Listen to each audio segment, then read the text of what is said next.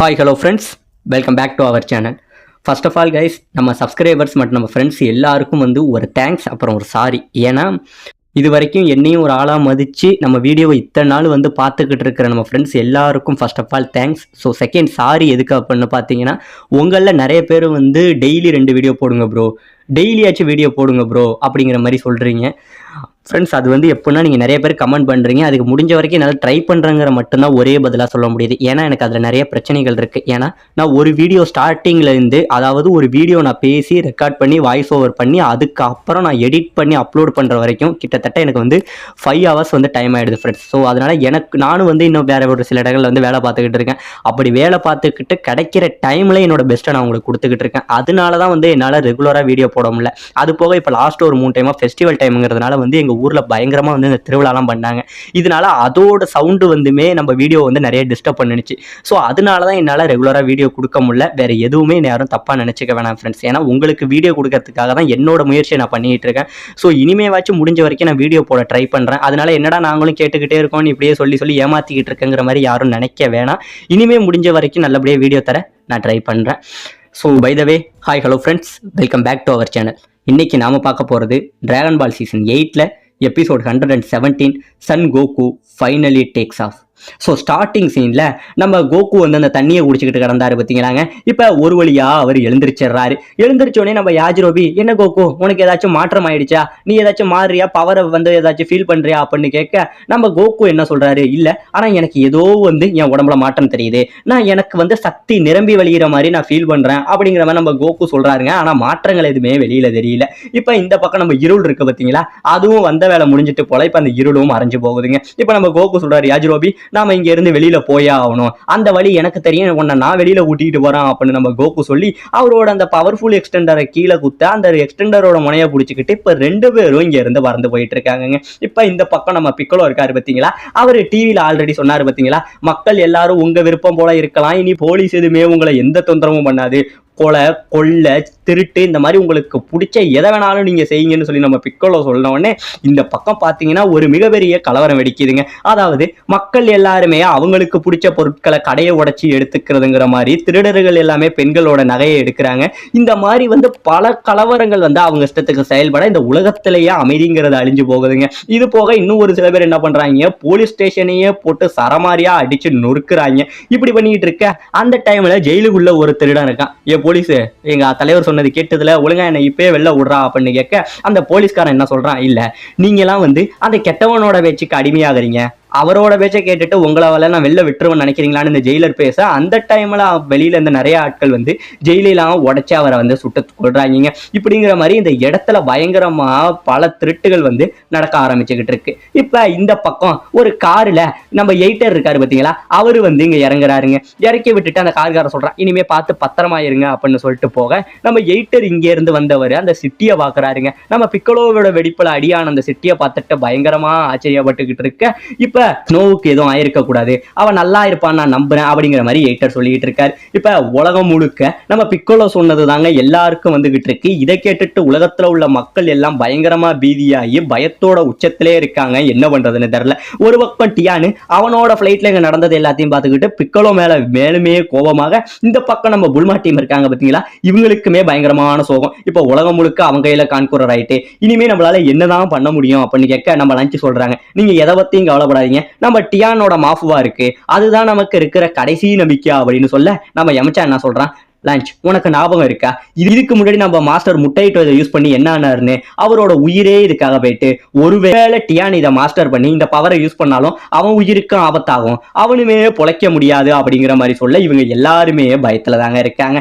இப்ப இந்த பக்கம் ஒரு குரூப்பை காட்டுறாங்க. இந்த குரூப்பை நல்லா பாத்துக்கங்க. இவங்க வேற யாரும் கிடையாதுங்க, இந்த மக்கள் கூட்டத்துல உள்ள ஒருத்தவங்க. இவங்க என்ன பண்ணிட்டு இருக்காங்க, அந்த பிக்கலோவோட கிரஸ்ட் இருக்கு பாத்தீங்களா, அந்த கிரஸ்டை இவங்க ட்ரெஸ் முழுக்க போட்டுக்கிட்டு இருக்காங்க. இவங்க ஏன் இதை பண்றாங்கிறத பின்னாடி பார்ப்போம். இப்ப இந்த பக்கம் மக்கள் எல்லாரையும் காட்டுறாங்க. இந்த பிக்கோலோவால அடிபட்ட மக்கள் எல்லாரும் ஒரு இடத்துல ஒண்ணு கூடி இருந்துகிட்டு இருக்க, அங்க ஒரு சின்ன பையனுக்கு நம்ம ஸ்னோ வைத்தியம் பார்த்துக்கிட்டு இருக்காங்க. அப்படி வைத்தியம் பார்த்துக்கிட்டு இருக்க கரெக்டா அந்த இடத்துக்கு நம்ம எயிட்டர் இருக்காரு பாத்தீங்களா, அவர் வர எயிட்டரை பார்த்த ஸ்னோ எப்போ ஒரு வழியா வந்துட்டியான்னு சொல்லி அப்படியே அழுது போய் கட்டி பிடிக்கிறான். உடனே நம்ம எயிட்டர் சொல்றா, அப்படி உனக்கு ஒன்னும் ஆகலை ஸ்னோ அப்படின்னு கேட்க, எனக்கு ஒன்னும் ஆகல, இருந்தாலும் நான் சந்தோஷமா இல்ல.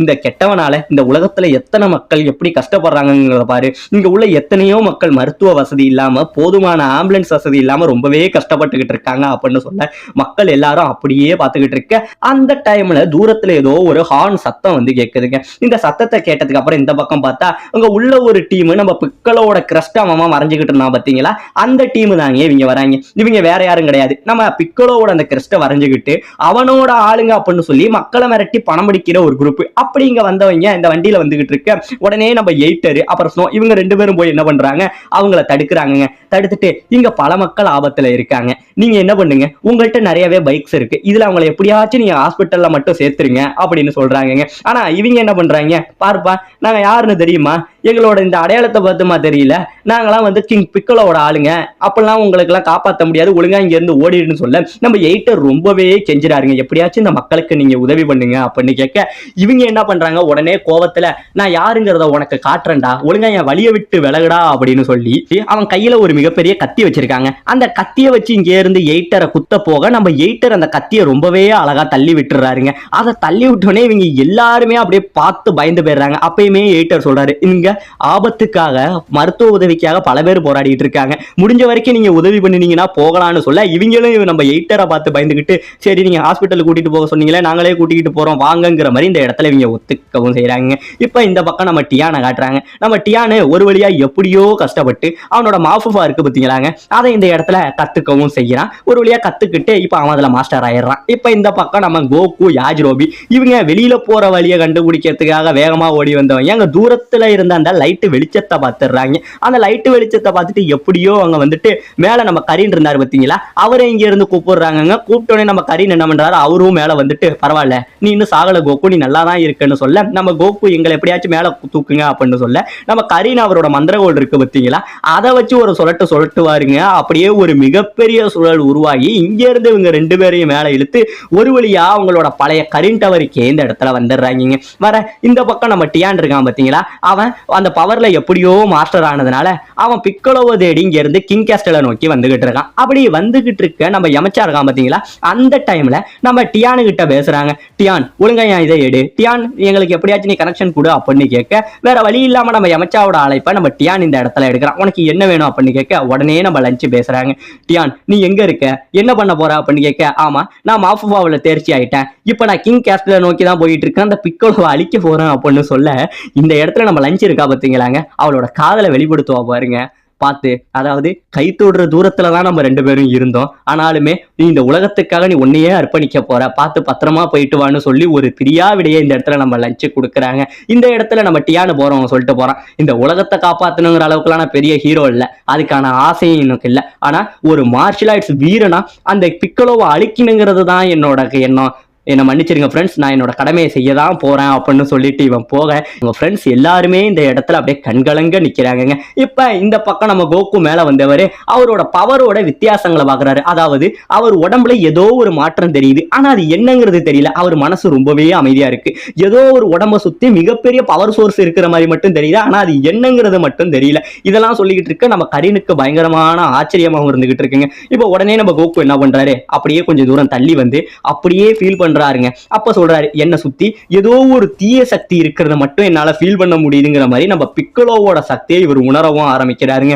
இவர் உணர இப்ப நம்ம கோகு சொல்றாரு, மாஸ்டர் நீங்க பண்ண எல்லாத்துக்கும் நன்றி, இனிமே எனக்கு எந்த கவலையும் இல்லை, இந்த வாட்டி என்னால அந்த பிக்கலோவை தோக்கடிக்க முடியும்னு சொல்ல உடனே நம்ம கரீன் என்ன சொல்றாரு, சரி கோகு உனக்காக நான் ஒரு கிஃப்ட் வச்சிருக்கேன் அப்படின்னு சொல்லிக்கிட்டு ஃபிளையிங் நிம்பர்ஸ் அப்படின்னு சொல்லி நம்ம கரீன் கூப்பிட அந்த டவர் இருக்கு பாத்தீங்களா, அந்த டவருக்கு மேல ஒரு மிகப்பெரிய மேக கூட்டம் வருதுங்க.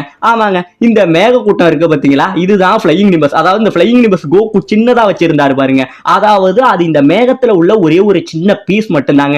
இவ்வளோ பெரிய இங்க மேகம் வர நம்ம கோகுக்கு பயங்கரமான ஆச்சரியம். பார்த்துட்டு கோகு உனக்கு இதுல எவ்வளவு தேவையோ நீ எவ்வளவு வேணாலும் பிரிச்சுக்க அப்படின்னு சொல்ல நம்ம கோகு சொல்றாரு. அப்போ மாஸ்டர் ரோஷி தான் எனக்கு கொடுத்தாரு, உங்கள்கிட்ட இவ்வளவு இருக்குன்னு. ஏண்டா அதுவே அவனுக்கு நான் தான் முன்னாடி கொடுத்தேன், அது ரொம்பவே பழசாயிட்டு, இதுல உனக்கு எவ்வளவு வேணுமோ எடுத்துக்க அப்படின்னு சொல்ல உடனே நம்ம கோகு அங்கே இருந்து சந்தோஷத்துல கீழே குதிக்க நம்ம யாஜிரோபி கோகு கீழே விழுந்துற போறடா அப்படின்னு கத்த நம்ம கோகு அங்கே இருந்து கீழே குதிச்சு அவருக்கு தேவையான ஒரு அளவுல மேகத்தை எடுத்துக்கிறாருங்க. அந்த மேகத்தை எடுத்துக்கிட்டு எனக்கு இது போதும் மாஸ்டர் அப்படின்னு சொல்ல கோகு உன்னோட முடிவுல நீ தெளிவா இருக்கியா, உனக்கு இது போதுமானு சொல்ல எனக்கு இது போதும் நான் இதையே வச்சுக்கிறேன் அப்படின்னு சொல்ல நம்ம மாஸ்டர் இருக்காரு பாத்தீங்களா, அவருக்கு நன்றியை சொல்லிட்டு நம்ம யாஜிரோபியை கேட்கிறாரு. யாஜிரோபி நீ என் கூட வரியா அப்படின்னு கேட்க இல்ல கோகு நான் இன்னும் கொஞ்ச நாள் வாழ ஆசைப்படுறேன், நீ போயிட்டு வான்னு சொல்ல இவங்க ரெண்டு பேருக்கும் நன்றி சொல்லிக்கிட்டு பிக்கலோவை அழிக்க நம்ம கோகு இங்கே இருந்து அப்படியே வேகமா கிளம்ப ஆரம்பிக்கிறாருங்க. கோகு கிளம்ப நம்ம யாஜிரோபி கேட்கறான், ஆமா மாஸ்டர் இது என்ன அப்படின்னு, இது பேர் தான் ஃப்ளையிங் நிம்பஸ் அப்படின்னு சொல்லி அதோட கதையை சொல்ல எனக்கு ஒன்று தருவீங்களான்னு கேட்க இடே ஒன்னாலாம் முடியாதுடா நீ எல்லாம் கீழே விழுந்துருவா அப்படின்னு நம்ம மாஸ்டர் சொல்றாருங்க. இப்போ ஒரு வழியா கோகு பிக்கலோவை அடிச்சே ஆகணுங்கிற அந்த ஒரு குறிக்கோளுக்காக இங்கே இருந்து போயிட்டு இருக்க, இன்னொரு பக்கம் டியானு கிங் கேஸ்டில் நோக்கி அவன் வேகமா போயிட்டு இருக்க, இவங்க ரெண்டு பேரும் வரது தெரியாம இந்த உலகத்தை கான்கூர் பண்றதுக்காக நம்ம பிக்கலோ ஒரு பக்கம் போயிட்டு இருக்க. இதோட இந்த இடத்துல இந்த எபிசோட முடிக்கவும் செய்யறாங்க.